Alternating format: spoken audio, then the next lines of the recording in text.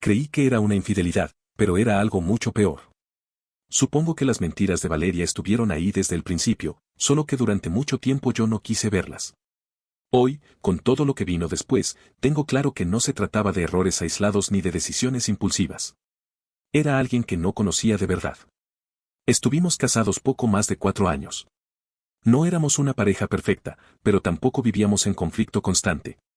Teníamos una vida armada, rutinas, planes a futuro, discusiones normales, de esas que uno asume como parte de cualquier matrimonio que se sostiene en el tiempo. Yo, al menos, creía que eso era lo que teníamos. Todo empezó a romperse el día que descubrí la primera gran mentira. En ese momento no lo sabía, pero después entendí que era solo el inicio. Valeria llevaba semanas hablándome de un viaje de trabajo. Según ella, la empresa la enviaría a un congreso importante. Me decía que era una gran oportunidad, que habría charlas relevantes, que su jefa también asistiría y que varios compañeros del área viajarían ese mismo fin de semana. No era algo improvisado. Al contrario, me lo comentó con casi un mes de anticipación. Durante ese tiempo repitió la historia una y otra vez, siempre con los mismos detalles, sin contradicciones. Me hablaba del hotel, de la agenda cargada, de lo cansador pero positivo que sería todo. Nunca vi una señal de alerta. Todo estaba tan bien armado que no tenía motivos para dudar. La verdad salió a la luz de la forma más simple y menos buscada posible. Faltaba una semana para el supuesto viaje cuando pasé por su trabajo para buscarla. No era raro. Ya lo había hecho otras veces. Me escribió diciendo que todavía tenía algunas cosas que terminar, así que me quedé esperando en la recepción. Mientras tanto, empecé a charlar con el recepcionista. Una conversación sin importancia, de esas que se dan cuando uno mata el tiempo. Hablamos del clima, del tráfico, de cosas irrelevantes. En un momento, casi sin pensarlo, mencioné el viaje. Le pregunté si había mucho movimiento en la empresa por lo del congreso. El tipo me miró confundido. Pensé que no me había entendido bien, así que le expliqué un poco más. Le dije que sabía que un grupo de 5 personas del área de mi esposa viajaría ese fin de semana. Seguía sin entender. Me dijo que no tenía conocimiento de ningún viaje, que tal vez no lo habían informado. Ahí empecé a sentir una incomodidad difícil de explicar. No era desconfianza todavía, pero algo se movió dentro de mí. El recepcionista, tratando de ser amable, decidió llamar a la jefa para confirmar. Yo ya quería que la conversación terminara. Cuando ella apareció y escuchó la pregunta, fue directa. Dijo que no había ningún viaje programado, ningún congreso, nada de eso. Lo afirmó sin dudar. Sentí un vacío inmediato en el estómago. Una mezcla de vergüenza, enojo y una claridad que me golpeó de golpe. Para salir del paso, dije que seguramente yo me había confundido con las fechas. Sonreí como pude y me quedé esperando a Valeria. Cuando apareció, estaba tranquila, sonriente, como siempre. Me preguntó a dónde iríamos a cenar. Salimos del edificio y subimos al auto. Arranqué, pero no tomé el camino hacia ningún restaurante. Yo estaba en silencio. Ella, en cambio, empezó a hablar animada del trabajo, de lo emocionados que estaban todos por el viaje, de lo bien que les iba a venir ese descanso. La escuchaba con la mandíbula apretada. Le pregunté quiénes irían. Me repitió la historia, algunos compañeros, su jefa, charlas importantes, exposiciones. Yo seguí manejando, pero ya estaba volviendo a casa. No se dio cuenta de inmediato. Seguía hablando del hotel, de la piscina, de que el último día tendrían tiempo libre. Incluso dijo que podríamos ir juntos a comprarle un traje de baño antes de que viajara. Recién cuando estacioné frente a la casa se quedó en silencio. Me preguntó si no iríamos a cenar. No respondí. Bajé del auto y entré a la casa. Ella tardó unos segundos, pero me siguió. Empezó a hablar de inmediato, preguntándome si estaba bien, si me pasaba algo, si tenía problemas en el trabajo. Yo estaba sentado en el sillón, mirándola. Cuanto más nerviosa se ponía, más claro tenía que estaba asustada. Me pedía que hablara, que le dijera qué estaba pasando, que juntos podíamos resolver cualquier cosa. Cuando por fin la miré a los ojos y le dije que en su trabajo no existía ningún viaje, que su propia jefa lo había confirmado, su expresión cambió por completo. Se quedó pálida, inmóvil, como si el cuerpo no le respondiera. Después empezó a hablar atropelladamente. Dijo que estaba estresada, que necesitaba un descanso, que quería estar sola. Lloró. Se me acercó diciendo que me amaba, que había inventado la mentira porque no quería preocuparme. Pero algo no cerraba. Le dije que la creería si me mostraba su celular. Que me enseñara los pasajes, la reserva, las conversaciones. Le dije que esa era la única forma de recuperar la confianza. Ahí cambió el tono. Me acusó de desconfiado, de controlador, de tóxico. Le respondí que ella llevaba un mes entero mintiéndome y que la confianza ya estaba rota. Insistí. Perdí la calma. Le pregunté con quién se iba realmente. Primero dijo que sola. Luego que con una amiga. Le pedí el nombre. Lloró. Insistí hasta que dijo uno que no conocía. Le pedí que la llamara. Sacó el celular, pero no hizo nada. En ese momento reaccioné sin pensar. Me levanté y le arranqué el teléfono de las manos. Ella gritó, lloró, me suplicó que no lo hiciera. Yo desbloqueé la pantalla. Sabía su patrón desde hacía años. Ahí se terminó todo. La infidelidad estaba clara. El viaje era una excusa para irse con su amante a celebrar su primer año juntos. Mensaje tras mensaje, vi cómo planeaban las mentiras que ella me decía todos los días. Mientras tanto, Valeria estaba en el suelo, llorando. Ese día, sin saberlo todavía, nuestro matrimonio había muerto. Después de eso ya no hubo forma de volver atrás. Valeria habló durante horas. Dijo que estaba confundida, que no sabía cómo había llegado a ese punto, que todo había sido un error que se le fue de las manos. Luego cambió el discurso y empezó a culparme. Que yo estaba ausente, que no la escuchaba, que se había sentido sola durante mucho tiempo. La escuché sin decir casi nada. No porque sus palabras me afectaran, sino porque ya no significaban nada para mí. Cada explicación sonaba ensayada, como si buscara la versión que mejor encajara para salir bien parada. Le dije que se fuera de la casa. Me respondió que no. Que esa también era su casa y que yo no tenía derecho a echarla. Tenía razón. Cuando hablé con mi abogado entendí que, legalmente, no había forma de obligarla a irse. Si alguien tenía que abandonar el lugar, era yo. Pero no pensaba hacerlo. No después de todo. Así empezaron semanas insoportables. Vivíamos bajo el mismo techo sin hablarnos. Valeria iba del trabajo a la casa y de la casa al trabajo. Yo hacía lo mismo. No nos cruzábamos más de lo necesario. No había discusiones ni intentos de reconciliación. Solo un silencio pesado que lo cubría todo. No supe más nada de su amante. Nunca me interesó preguntarle. No sabía si habían terminado, si seguían viéndose o si todo se había enfriado. Lo único claro era que el divorcio avanzaba y que cada trámite sumaba una nueva capa de desgaste. Una noche, cuando todavía faltaba una semana para que el divorcio quedara oficialmente cerrado, llegué a la casa y Valeria no estaba.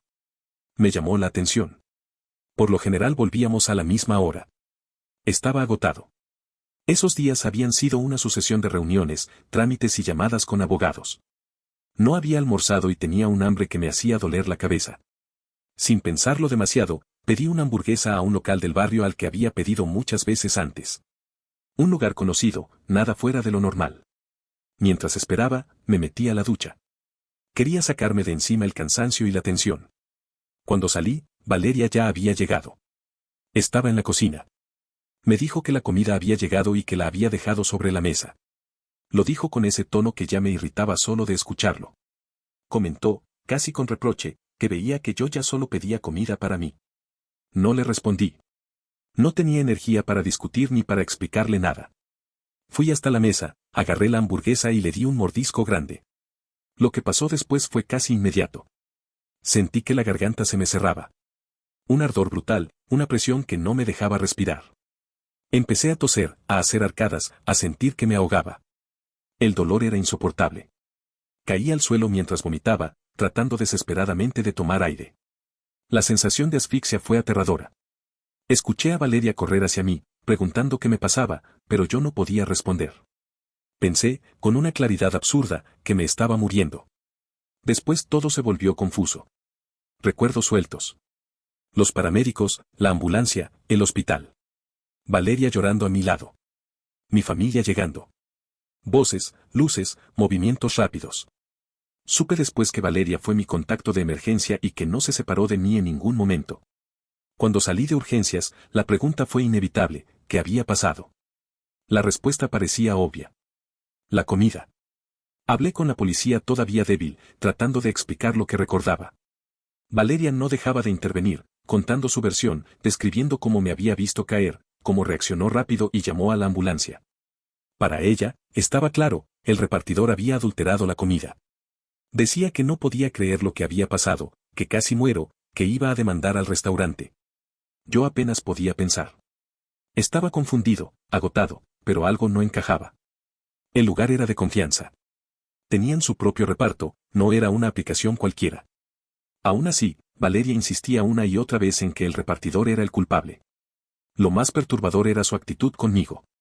Me cuidaba, no se alejaba de la cama, se ofrecía a traerme todo. Si no hubiera sabido ya de todas sus mentiras, habría parecido una esposa preocupada y dedicada. Pero yo no podía dejar de sentir que algo estaba mal. Valeria empezó a contar su versión una y otra vez, con pequeños cambios que en ese momento me parecían detalles sin importancia, pero que después cobrarían otro peso. Decía que esa noche había llegado tranquila a la casa y que, justo cuando estaba por entrar, el repartidor se le acercó.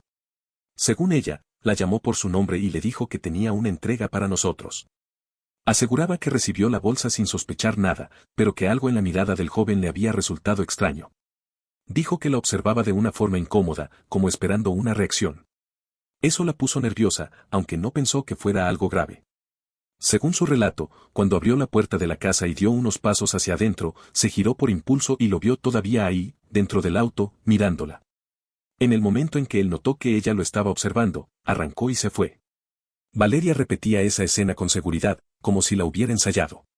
Yo estuve 2 días internado en el hospital. Durante todo ese tiempo, ella no se separó de mí. Dormía en la silla al lado de la cama, me alcanzaba agua, hablaba con los médicos, respondía llamadas. Cada vez que mi madre intentaba ayudar, Valeria insistía en encargarse de todo. Para cualquiera desde afuera, la imagen era clara, una esposa preocupada, asustada, cuidando a su marido después de un episodio grave. Y eso era lo que más me incomodaba. No podía evitar pensar que estaba usando la situación para limpiar su imagen, para mostrarse como alguien que no era. Mientras tanto, la policía avanzaba con la investigación.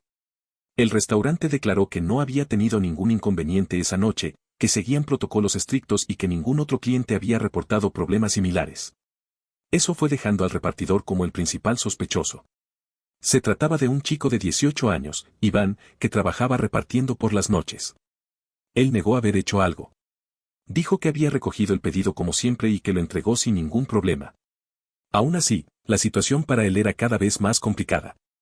Valeria no dejaba de insistir en que él era el responsable.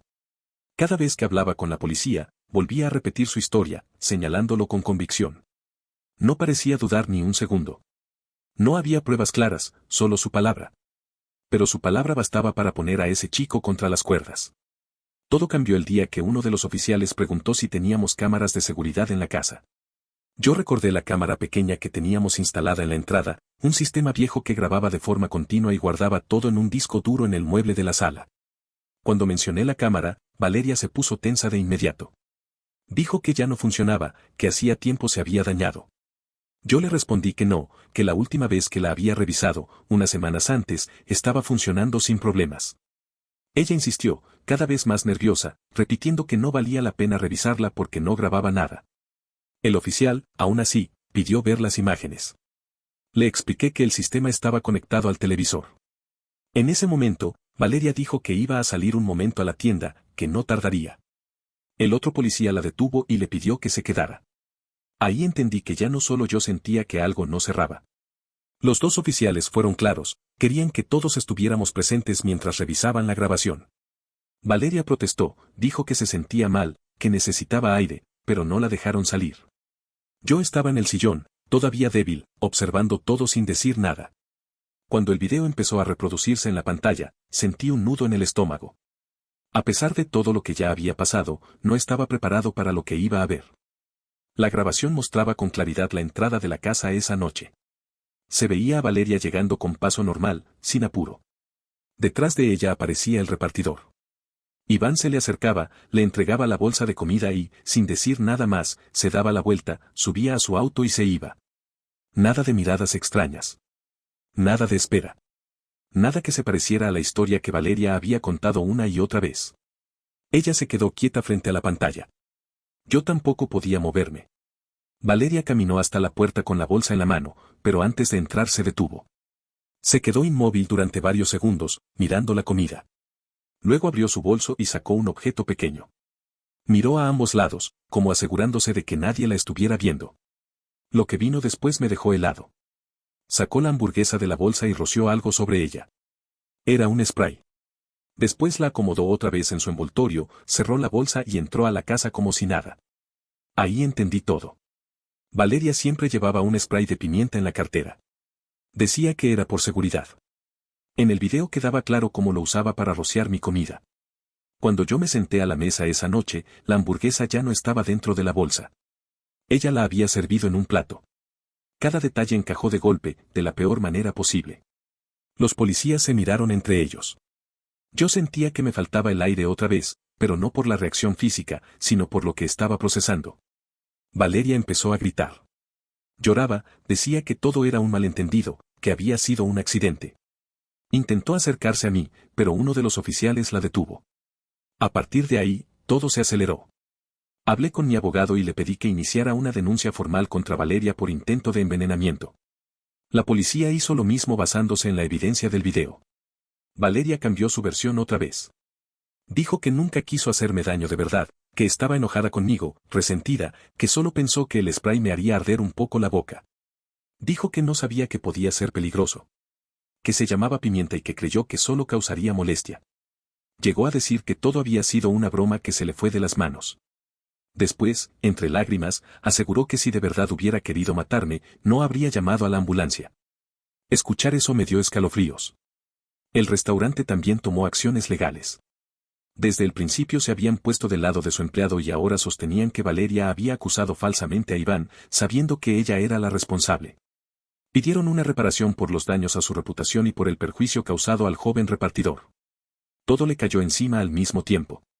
El juez fue claro. Determinó que se trataba de un intento de envenenamiento porque Valeria actuó de manera consciente, adulteró la comida y me observó mientras yo la comía. No podía fingir ignorancia sobre las consecuencias. También avanzó la acusación por difamación, ya que intentó culpar a un inocente sin importarle las consecuencias. Mientras tanto, el divorcio siguió su curso. El divorcio se resolvió casi en paralelo con el proceso penal. Como parte del acuerdo, la casa pasó a mi nombre. El resto de los bienes, incluidos los ahorros conjuntos, se repartieron según lo establecido por la ley. Además, Valeria tuvo que pagar una compensación económica, no solo a mí, sino también al restaurante y a Iván, el joven al que había acusado falsamente. Durante el juicio, Valeria lloró, pidió perdón y repitió que se había equivocado. Dijo que nunca imaginó que algo así pudiera terminar de esa manera. Pero sus palabras ya no tenían peso. Todo lo que había hecho estaba documentado, grabado, probado. La sentencia fue clara, 10 años de prisión por tentativa de homicidio y 2 años adicionales por las falsas acusaciones. 12 años en total. Hoy Valeria lleva 6 meses en prisión. Sus padres son los únicos que todavía la visitan. Ellos no han dejado de disculparse conmigo. Sé que para ellos también es una carga imposible de procesar. Yo no pienso volver a verla nunca más. Todavía me cuesta creer que una persona con la que compartí tantos años, con la que me casé y a la que amé, fuera capaz de algo así. Nadie a mi alrededor lo podía creer. Valeria siempre había tenido buena imagen, siempre parecía correcta, tranquila, confiable. Pero yo ya no necesito entenderlo todo. Para mí, esa historia terminó el día en que vi ese video. Todo lo demás fue solo consecuencia de eso. Hoy sigo adelante, con cicatrices que no se ven, pero con la tranquilidad de saber que la verdad salió a la luz y que ya no tengo ningún vínculo con ella. No me alegra lo que pasó. No siento satisfacción. Solo siento alivio. Y eso, después de todo, es suficiente. No olvides dejar tu opinión en los comentarios, dejar tu like y compartir este video.